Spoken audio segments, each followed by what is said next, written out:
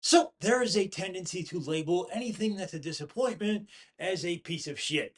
Maxine is not a piece of shit, but it is a disappointment. For starters, this third movie in Tai West's horror trilogy isn't really much of a horror film at all, nor is it as nutty bonkers as the previous two.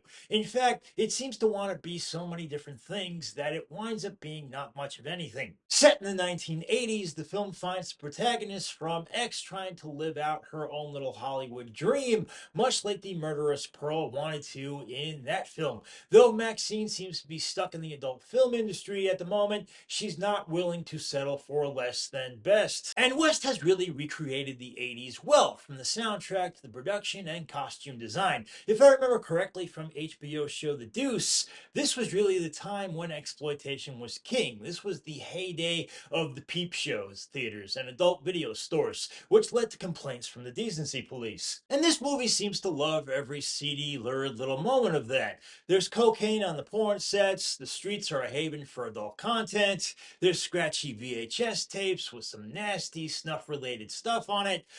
Plus, there are scenes that seemingly are taken from those giallo mystery movies from the 80s, as well as De Palma's 1980s sleaze satire Body Double. The other two movies did something similar to this, taking film aesthetics from the decade it's dealing with and paying homage to them. For that alone, this movie and its predecessors are popular with film fans. And this movie does contain some gruesomeness. Heads and other body parts are either crushed or exploded from people's bodies, and there are some brutal slasher moments as well. Plus, Mia Goth's fortitude and laser focus continues to work about as well as could be expected here. Though, after a while, the plot and its many strands eventually do start to distract. Before long, Maxine is finding work with a director, played by Elizabeth Debicki, looking to film a sequel to a popular horror movie, but then there's also a Night Stalker serial killer on the loose. But then there's also could be another serial killer who's attacking people who are close to Maxine. And then there's Kevin Bacon, here playing a scuzzy private eye with a Louisiana drawl,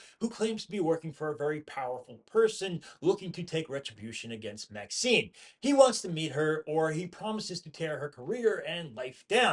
Then there's also Giancarlo Esposito wearing just a ridiculous wig. By the time we've learned all this, a good hour of the film has passed, and I still wasn't really sure what West was even going for here. As a mystery, there's not much to care about other than the mysterious, powerful person looking for Maxine. As a Hollywood satire, it's basically non existent, and as a serial killer thriller, the film is curiously spare on actual murders. Not much is made of the fact that the film Maxine is working on is a horror film, or that it seems to kind of correlate to her past. West keeps trying to make a correlation between Pearl and Maxine, but then he abandons the whole angle. There's also some allusions to the house from Psycho, but then that is dropped just as quickly. The inclusion of the religious fundamentalism later just sets an already jam-packed movie to bursting. The overall feeling here is that Maxine is willing to do anything to be a star, but coherence and satisfying horror take such a back seat as she tries to do all that. It's overplotted and it's confusing, and when it's not being those things, it's so scattershot as to make many of the plot threads feel superfluous. It's a film that has a lot of style but no real focus, and it all ends up with one of the most unsatisfying shrugs of an ending. It's so overwrought and ridiculous that I just left further mystified at what the hell this was supposed to be. There is talent here. There's great style here, but it's style over substance. Maxine is the dud of the trilogy. That's why I'm going just a C plus, guys. But that is my opinion. I'd love to hear yours. Let me know down below there. Also, if you could, click that like button, click that subscribe button, and I do hope to see you back next time. I thank you so much. Bye bye.